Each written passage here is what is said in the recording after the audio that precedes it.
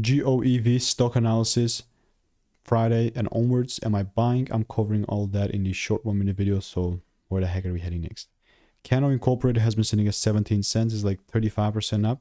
And with it, like, where the heck are we heading next? I'll be perfectly honest, it was bearish for me, and it still kind of is. I mean, I've been bearish on GOEV for such a long time. I've gotten losses, but I've also gotten like W's in the chat. But like, it's still pretty bearish market. Unless the price starts breaking about 34 cents like crazy, this is still a bearish market.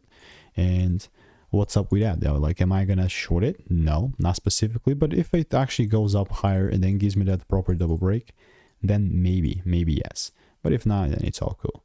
So what I'll do, just put like a little normal thing here. In the meantime, all I'm doing is waiting.